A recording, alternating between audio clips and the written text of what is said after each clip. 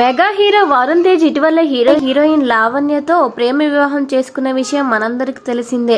ఎప్పటి నుంచో ప్రేమించుకుంటున్న ఈ జంట ఆ విషయాన్ని బయట పెట్టకుండా జాగ్రత్త పడుతూ వచ్చారు. ఎట్టకేలకు ఇటీవల ఇరువురు కుటుంబ సభ్యుల సమక్షంలో పెద్దల అంగీకారంతో ఇటలీలో మూడు ముళ్ల బంధంతో ఒకటయ్యారు.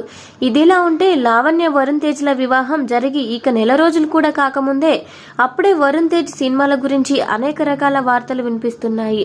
వరుణ్ తేజ్ హీరోగా నటిస్తున్న pan India movie Matka cinema నిలిచిపోయిందని, ప్రీ ప్రొడక్షన్ పనుల్లో బడ్జెట్ భారీగా పెరిగిపోయే అవకాశాలు ఉన్నాయని అంచనాలు వెలుగులోకి వచ్చిన నేపథ్యంలో సినిమా నిలిపివేశారంటూ ప్రచారం జరిగింది.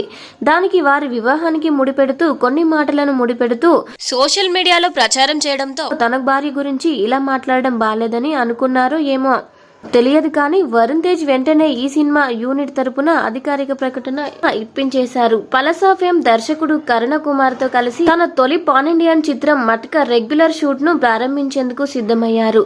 వైరా ఎంటర్టైన్మెంట్స్ పై మోహన్ చెరుకూరి, డాక్టర్ విజయేందర్ రెడ్డి తీగల భారీ ఎత్తున నిర్మించనున్న ఈ సినిమా పాన్ ఇండియా లెవెల్లో విడుదల కానుంది. వరుణ్ తేజ్ తన భార్య గురించి నెగటివ్ గా ప్రచారం చేస్తున్నారు అనుకుని వెంటనే మూవీ మేకర్స్ నుంచి క్లారిటీ ఇప్పించారు.